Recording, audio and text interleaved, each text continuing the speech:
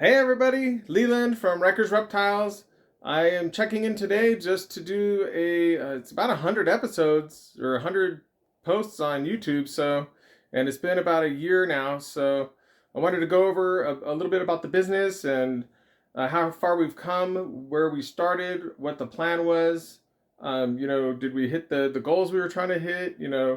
All that stuff for some maybe new breeders coming up to see the business end of this whole deal and see what it takes to get there and to hit those goals. So if you want to stand by, um, thanks for watching first of all, and don't forget to subscribe and hit that notification bell because I am dropping some videos since I'm not working right now. So actually I have a little bit more time. So stay with me.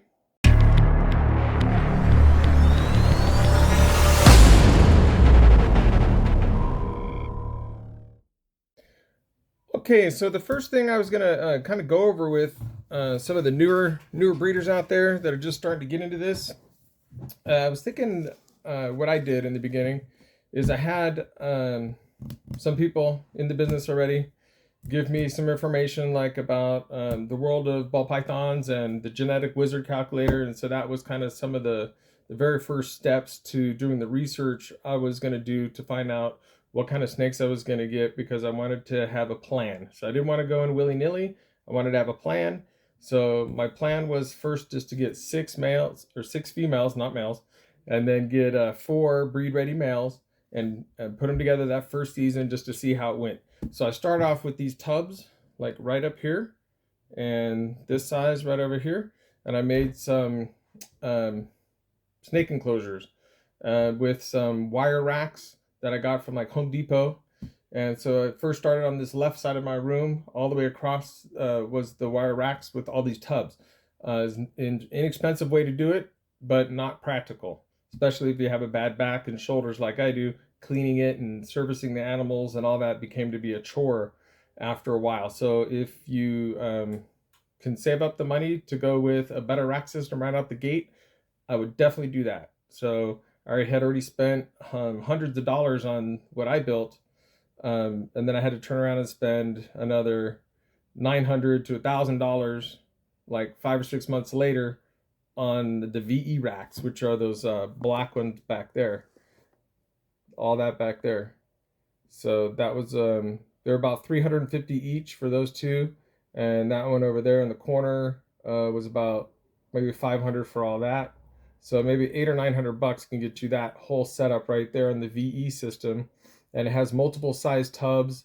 And then you have your full-on females can fit in there with males. Those are huge tubs. Those are 70s. So you never run out of space doing a ball python system like that. So I would definitely start off with those and not do the first setup like I had. So then you want to kind of plan out what you're going to do size-wise and where you want to be right out the gate, and then kind of hold to that instead of blowing up too fast. Because if you blow up too fast, then you're constantly chasing my racks, and I got to order this, and there's a lead time, and I got to wait 4 to 5 months to get this. So have a better plan of how big you're going to grow, especially with the space that you have to work inside of. And then what kind of return do you want on your investment? Do you want to sell $300 snakes, $500 snakes, $1,000 snakes? And then whatever category you're going to go for, or group that you want to be in, then you buy the best genetics of those. And typically what I would do is I would put more money into the males, because the males cost less and have more genes in the males than in the females. And then as you build and then make the females, keep the nicer females, and then you could sell the other females. So you could keep moving up that way, and it'd be less expensive.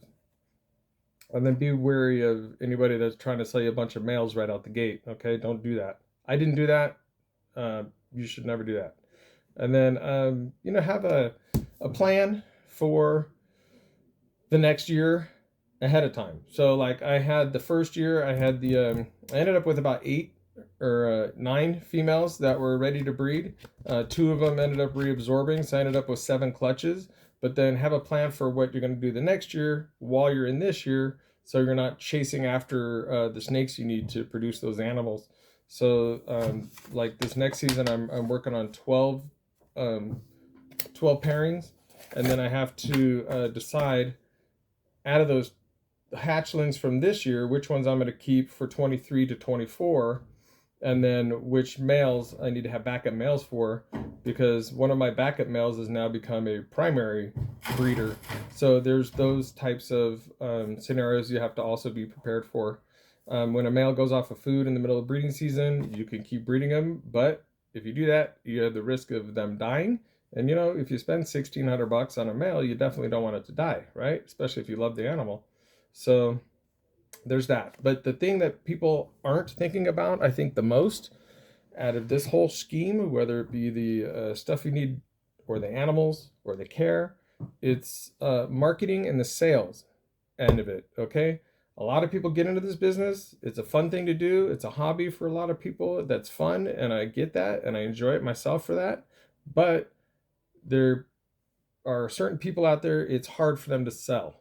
And they're just not salespeople. They don't like to talk to people.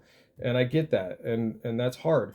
So have a plan of what you're going to do for that, or maybe talk with somebody who is good at doing it. And you see they are good marketers. You can see that they're selling their snakes.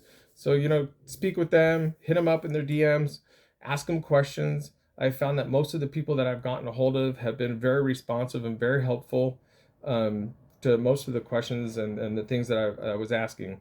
So just put yourself out there, and you'll be rewarded for it. It's not a hard thing for people to talk about these things. And then have your budget set out ahead of time too, so you're not going over your budget or stretching your family's budget or going into debt to get these snakes, because it will not pay you out that fast. You will be paying the interest on that debt, and sometimes the animals, they do die. So don't do that. Don't put yourself into debt to grow this business, because it is a slow business and it's a slow return on investment. Okay. And then the other thing is figure out what your end game is. Like, how long do you want to do it? Because that's going to determine, I think, how big you get and what growth you need. Okay. So there's a lot of things to think about. And instead of just, hopping in it, buying one snake, buying two snakes, all of a sudden now you have these snakes. You weren't even planning on putting them together. You had just bought a male and a female. Well, do some more research, find out exactly, what you want to make before you make it, what the odds are. So, hey, you may get a bunch of normals out of that pairing, So, normals are beautiful. I've made like maybe five or six normals this year, and people buy the normals. There's nothing wrong with the normal, but if you want to make more of the normals, then you will use that or the calculator to figure out what to put together, and it'll be helpful for you in the long run. So anyhow, I hope this wasn't a horrible visit. Oh, I was going to go over the per egg. I was trying to hit $500 an egg this season right out the gate, and I was trying to get to at least 40, and I got to 50, and I think it was $377 an egg, something like that. So my wife called me, so I had to hop out. So I'm back. So anyhow, I was trying to get to 500 an egg this last year and do 40 eggs. And what actually happened was I hit 50 eggs, and I was only around 377 an egg. So I had quite a few males, and I had about 10 snakes that were basic snakes, like an Enchi or a leopard or just a normal or a pastel or a gravel, just very simple single gene snakes. So, that counts against you, right, in the overall egg count. And then I had about 9 holdbacks. I had 5 holdbacks before the last 2 clutches, and then I kept 4 there. So I have 9 holdbacks. So even with the holdbacks, I was still at about 377 an egg. So not too bad. I had started this whole deal with an investor, and I had to pay him back this season, which I'm almost completely done with that now. We're really close. So what I have over here in the rack will definitely do that, plus get him his profit. So this first year is not a waste by any means. It was a successful first season for me. And I would highly recommend, if you want to do this as a hobby, a little something fun for you and the family, and they're great pets, as well as to pay for itself and to put a little profit in your pocket at the end of the day. It's a great way to do that. So I would highly recommend it. Next season is going to be even better, but then 2 years from now is going to be even better, as long as all the girls go that are supposed to go. I should be ramping up. So next year, the goal is still 500 an egg, and next year I think I'll definitely hit 500 an egg. But then the next year after that, the goal is $1,000 an egg. And yeah, how do you do $1,000 from 500? Well, you get your breeding chart going, and you figure out what genes you need to get there, and then you buy those snakes. So that's what I did. And in 2023, it'll be a lot better production coming out of Riker's Reptiles for sure. So anyhow, good things to come, and looking forward to seeing what you all are doing. And this is such a fun hobby because of the people in the hobby, I think, that are making it fun. So I just want to say thank you to everybody who's helped me, and everybody along the way that I've met. And I hope you enjoyed this video. And comment down below if there's any questions you have or want any other information. I'm happy to share. Thank you.